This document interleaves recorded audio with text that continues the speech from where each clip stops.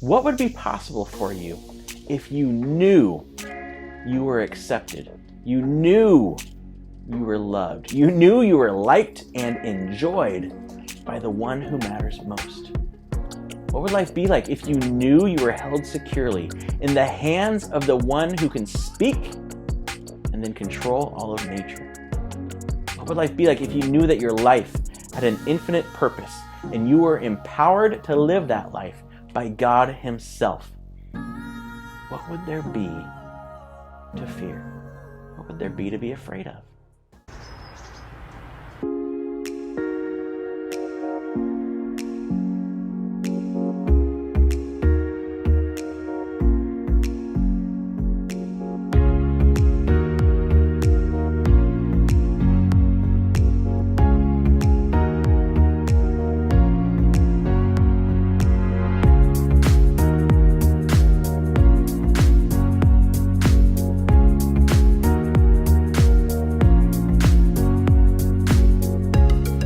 Welcome to episode 44 of Together for Salem. I'm Monica. This is my husband, Aaron. He's busy doing the dishes. Welcome to our home. Welcome to church at home, church online for now.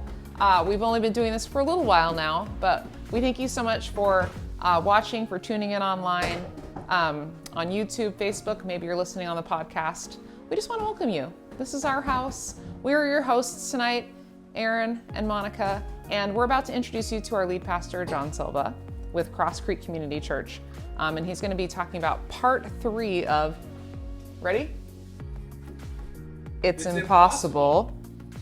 And before we do that though, we just want to say a quick welcome. We want to let you know, as always, about our welcome form online. It's just a great way for us to get to know you and you to get to know us. A great way to start a conversation. We'll send you a free e-gift card for saying hello. Maybe you want a Bible, you want some For Salem encouragement cards to let others know that they matter. It's a great way to, if you're paying it backward in the drive-thru or you just want to slip somebody a sweet little card. They're really fun. They're great ways to do it. We'll mail them to you for free.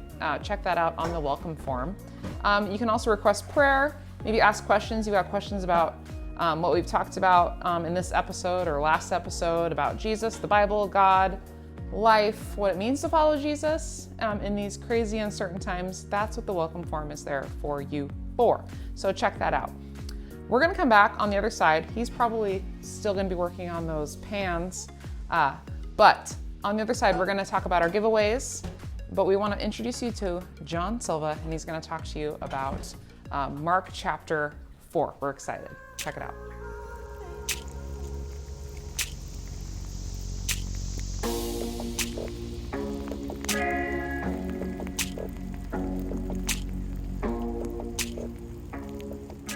All right, I need to admit this. I need to get it off my chest. I've never told anybody this before, but one of my biggest fears growing up was thunderstorms.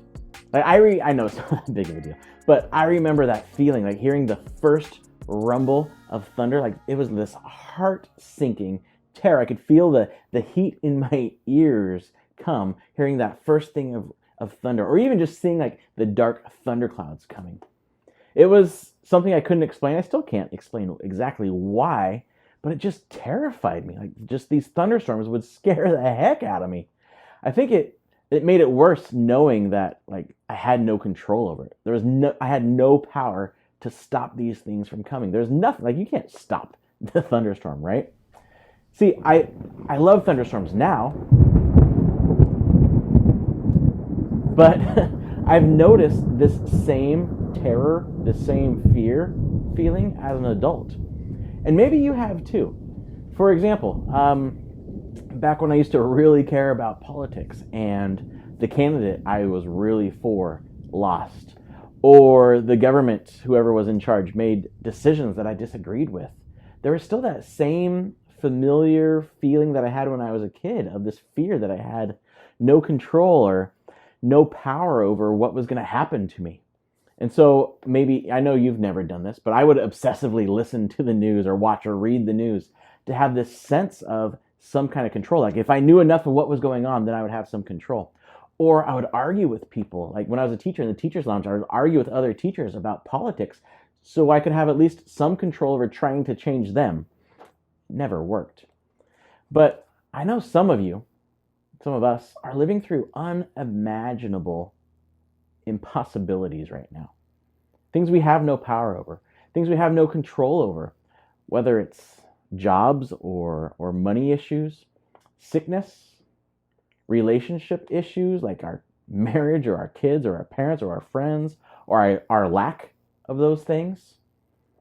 Maybe it's the question of, will your heart ever heal from the loss you've gone through in the last year or so? It seems impossible that anything can be done. I mean, after all, like, if we're honest, right, we have no control, no power over these things. And the truth is, our lack of control and power creates a fear that seems impossible to conquer. Think about that. It's true, right? Our lack of control and power creates a fear that seems impossible to conquer. And then add on top of it, if we believe that there's a God, then these impossible situations make it seem like God doesn't care. Because God could stop it if he wanted to, right? Like, I remember praying, God, please stop these thunderstorms, and he never did. But I mean, it's worse with even harder things in life, like the real things in life. He could stop them if he wanted to, but he doesn't. And so it seems like he doesn't care, right? See, life's cares and difficulties make it difficult to believe God cares. Life's cares and difficulties make it difficult to believe God cares. That might be why you gave up on Christianity. Why maybe you gave up on God. Because you went through something impossibly hard. It wasn't your fault, but you had to go through it. And you questioned God. And in those questions, you couldn't find any good answers. And I think that's fair. I think that's, like, I don't blame you for the choices you made in that time. Because these feelings, these questions, these angry feelings sometimes, they're not new. In fact, they're part of the human experience. Thousands of years ago, here's what King David of David and Goliath wrote, feeling the exact same feelings. "O Lord, how long will you forget me? Forever?" He's kind of got the angst of a dramatic teenager. "Will you forget me forever? How long will you look the other way? How long must I struggle with anguish in my soul, with sorrow in my heart every day? How long will my enemy have the upper hand? Turn and answer me, O Lord my God. Restore the sparkle to my eyes, or I will die. Don't let my enemies gloat, saying we have defeated him. Don't let them rejoice at my downfall." Pretty common feeling, right? Have you ever felt that way? In the hard times, and it feels like God's not there, or not listening? But here's the thing. God became a human to answer these questions. God became an ancient Jewish rabbi to show us the answer to these questions. And the impossible things he said, and the things he did to back up what he said, the impossible things he did to back up the impossible things he said, showed us who God really is. See, the truth is, Jesus did the impossible to show we can trust him with our impossible difficulties. Jesus did the impossible to show we can trust him with our impossible difficulties. Let me try to prove it to you. I want to look at a story in the book of Mark. And in this account of Mark, this eyewitness account of Mark, most people think it's Peter talking to Mark, telling Mark the story of Jesus' life, eyewitness account. In this scene that we're talking about, kind of early on in Jesus' ministry, he's been teaching a lot. And he's been doing some miracles. He healed a man with leprosy even. And so he's growing these crowds around him. And so he decides to take a break. And he says, "Hey, let's go on a boat ride. Take a nice little break." So the disciples thought. And here's how the story goes. As evening came, Jesus said to his disciples, "Let's cross to the other side of the lake." So they took Jesus in the boat and started out, leaving the crowds behind, although other boats followed. I think that's an interesting little thing. I mean, just as a side note, that it says there's other boats that followed. Meaning, like, what we're about to read, it's not just the guys in the boat who made up the story or relayed the story to people. There were other boats around looking at this boat to see what actually happened. Kind of interesting. Anyway, the story goes on. But soon a fierce storm came up. High waves were breaking into the boat and it began to fill with water.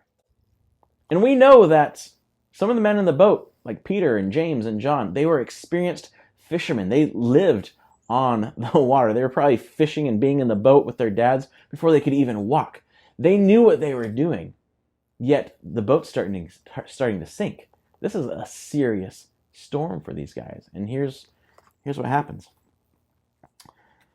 So the boat's filling with water, big storm. Jesus was sleeping at the back of the boat with his head on a cushion. Isn't that what it feels like? Often, think about it for you. Isn't that what it feels like when the waves start crashing in on our lives? Right? We might, the waves, the storm of our life, if you will, might start small, like a small wind, right? Oh, I've got this. This is a difficult period right now. We're in a season of difficulty. I've got this. But then the waves get bigger. Like, we better start rowing. We need to start thinking about what we're going to do here. But then the waves start crashing over the boat, and we start grabbing any bucket we can find to help us bail us out of the situation. But it's still not enough, is it? See, when we are faced with difficulties, our fear convinces us we have to do something. When faced with difficulties, our fear convinces us we have to do something. But when we feel like we have to do something and all these waves are crashing in on us and we don't know what to do, but we got to do something, what usually happens? It just makes things worse, doesn't it? Interesting thing is that there's studies that show that fear physically hinders our ability to think. The fear actually lowers our IQ. It messes with our brain. And so when there's that fear coming, it's not the time to make decisions. It's not the time to make choices. And so while all this is happening to the disciples and the boat's starting to sink, and maybe in your life you felt like your lifeboat was starting to sink, what's Jesus doing while they're working so hard, while we're working so hard to kind of keep things afloat? He's just taking a nap on a cushion, making sure he's super comfortable. Right? Doesn't it ever feel like your life is sinking and all Jesus is doing is really like taking a nap? Like, Jesus, where are you? Like, you said you'd take care of me, and all of this is happening. What are you doing? Why are you so tired? Wake up and help me. And so we scream and we freak out, just like the disciples do. Here's what they do. The disciples woke him up, shouting, "Teacher, don't you care that we're going to drown? Don't you even care that I'm dying here? Like, where are you? Do you care at all? You've left me here alone. Everything is falling apart. I'm working so hard, bailing my life out, trying to row to the other shore. Why aren't you doing anything?" See, we often mistake Jesus' calm quietness for indifference. We often mistake Jesus' calm quietness for indifference. He's calm. He's cool. He's quiet. And we think that means he doesn't care. Think about it. What do you think the disciples expected Jesus to do? If you're familiar with this story, you ever asked that question? Like, why did they wake him up? Did they expect him to apologize? Oh man, I'm so sorry I got you guys into this mess. This is my idea in the first place. Sorry. Did they expect him to join their panic? Oh my gosh, we're going to drown. This is horrible. Or, Jesus, wake up and get to work. That's usually what I think. Get up, get to work. You need to help us bail. You need to help us row. I mean, you're a carpenter. You got some muscles. Let's row.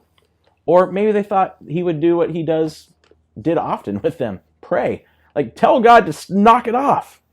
They could have never guessed, and they never in a million years would have guessed what was actually about to happen, what he was actually about to do. A little side note is that nobody believed Jesus was God. See, you can tell. Nobody believed Jesus was God until he actually died. They saw him die, and he rose again. And you might know how this story ends if you've heard this one before. But this is a true story. They didn't know how the story was going to end. They didn't know what Jesus was about to do. They didn't know if they were going to make it out of this alive. Just like for us, we have no idea. When we are in the middle of our difficulties and our trials and our life storms, we have no idea what Jesus is planning to do with our own story, with our own storms. And so here's what Jesus does. They would have never guessed it. When Jesus woke up, he rebuked the wind and said to the waves, "Silence, be still." Okay, stop there. Because if you were in that boat, like right now, if you went crabbing on the coast and you had this storm and you say to your buddy, hey, we're about to drown. There's a big storm coming up. And he stands up and he's like, talking to the wind and the waves, silence, be still. What would you think? This guy's lost his mind. But here's what actually happens.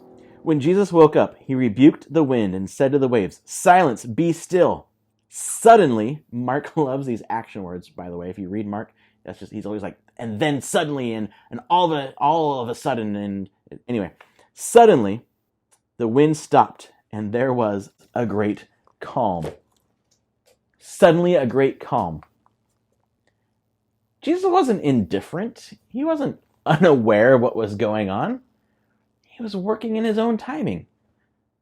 He's like a wizard, like Gandalf said. He's never late, nor is he early. He arrives precisely when he means to. Jesus does the impossible in his own time and manner. When we take our impossible to Jesus, we're like, Jesus, do something.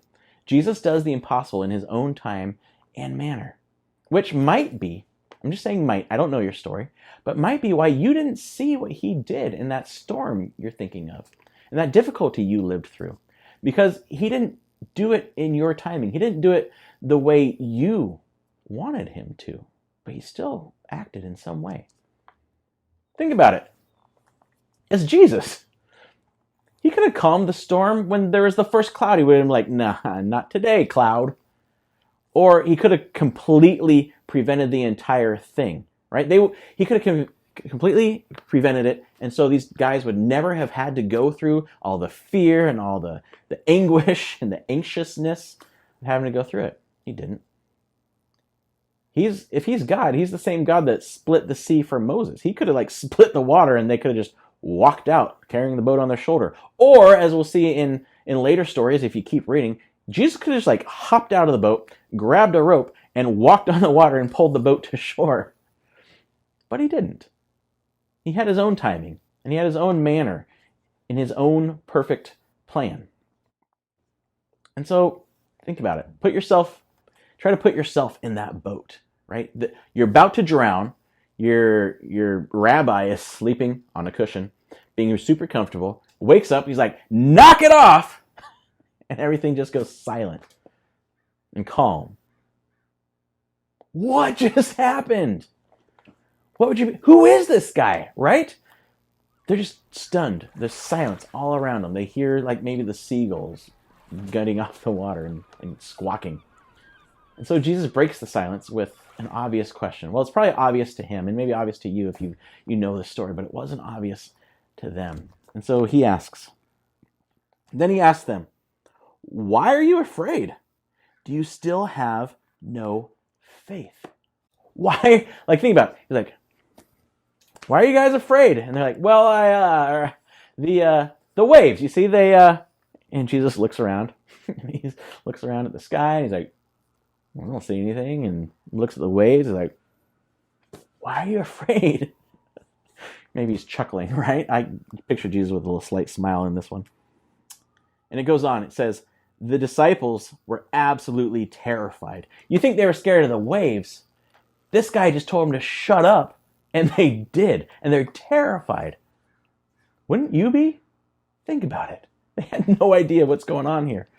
And then, the disciples were absolutely terrified. Who is this man? They asked each other. Even the wind and the waves obey him. And that's kind of the whole point here is, why were they afraid? That question, why are you afraid? Why were they afraid? And we see the answer. Mark gives us the answer, I think, in the two questions he has the disciples ask in this account. Remember the first question they asked when they woke Jesus up, do you even care that we're going to drown? Do you even care? Don't you care? And then here, who is this? Who is this man? See, our questions often reveal the foundation of our trust. Our questions often reveal the foundation of our trust. Why is this happening to me? Why doesn't God do something with this? What am I going to do? How will this ever improve for me? What if blank happens to me? Those what ifs. See, our questions often reveal that our trust is not founded on Jesus. Right? Our questions often reveal that we believe he doesn't care and that we have to try to do it ourselves, try to do it on our own. The disciples didn't understand. They didn't know who was actually in the boat with them. They didn't know the reality of Jesus' identity, and they didn't know the depth of his care. He asks, "Why are you afraid?" And his answer to them is, "Because you don't truly know who I am, and you don't truly know how much I care." And I think that's our question today. My question to you, Jesus' question to all of us. Why are you afraid? Why are you afraid? What impossible storm is blowing in your face right now? What impossible storm is trying to swamp your boat right now? Why are you afraid? Why are you afraid? Do you know who is with you? Why are you afraid? Don't you know who is with you? The one who died and rose again is with you. The one who calmed this storm we're reading about. The one who created nature with his word.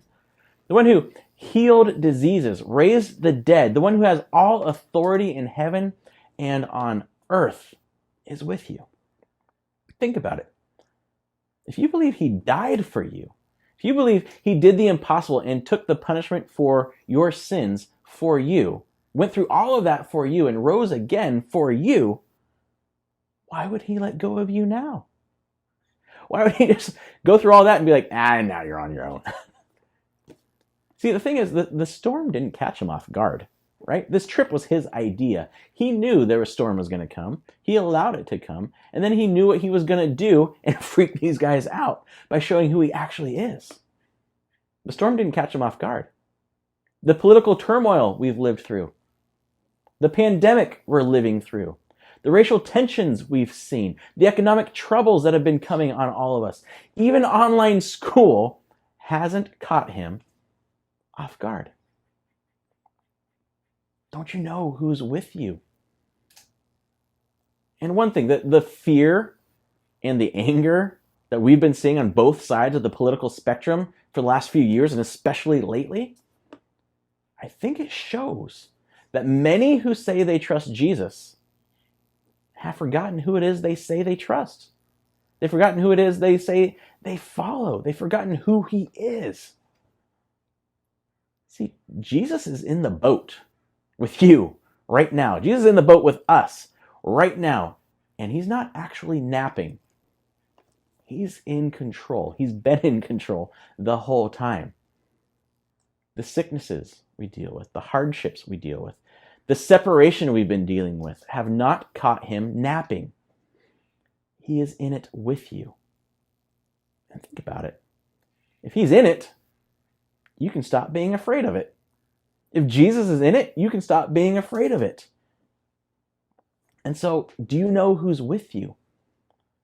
And maybe my question to you is he with you? Do you know him? Do you actually know who Jesus is? Have you accepted his gift of a new life, of a life that can be free of fear and guilt, a life of acceptance and love and knowing that God likes you? So I would say, reach out to us. info@yourcrosscreek.com and say, I want to know more about Jesus. Or maybe just a simple prayer, God, show me that I can trust you. In whatever way that is, I will keep my mind open to your timing and your manner.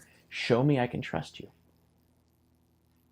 But then the other question of why are you afraid? Why are you afraid? Do you know Jesus cares about you? Do you know that Jesus cares about you watching this, listening to this?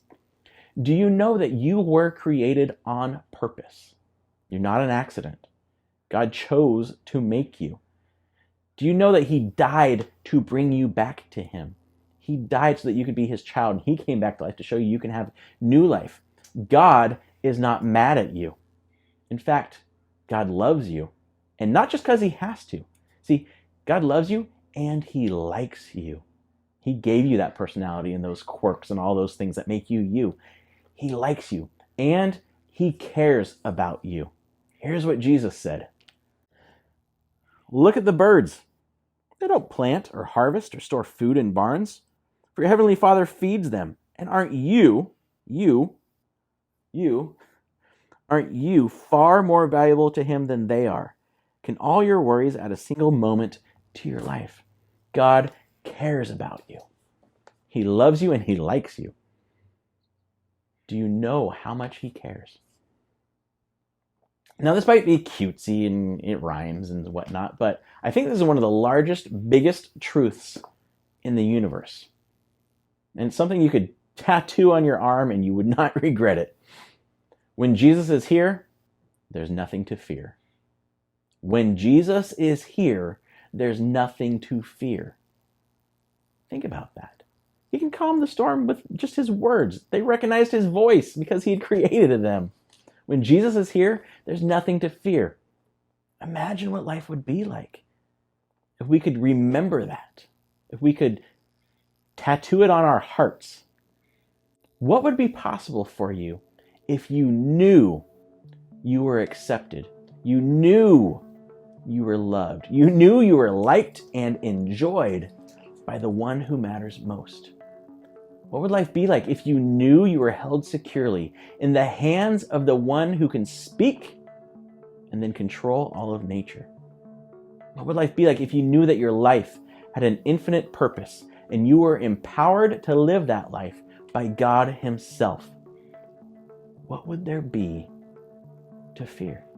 What would there be to be afraid of? Because trusting Jesus makes peace and confidence possible in the midst of the impossible. Trusting Jesus makes peace and confidence possible in the midst of the impossible. And so we can talk to God just like David did and end our questions with trust. O Lord, how long will you forget me? Forever? How long will you look the other way? How long must I struggle with anguish in my soul, with sorrow in my heart every day? How long will my enemy have the upper hand? Turn and answer me, O Lord my God. Restore the sparkle to my eyes, or I will die. Don't let my enemies gloat, saying, we have defeated him. Don't let them rejoice at my downfall. But I trust in your unfailing love. I will rejoice because you have rescued me. I will sing to the Lord because he is good to me.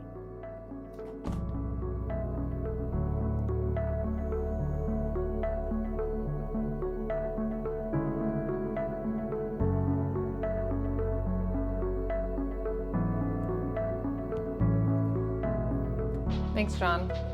That Psalms passage is worth a reread later this week. And trusting Jesus, even when we're afraid. Very good, timely words. And we appreciate you. Thank you, Pastor.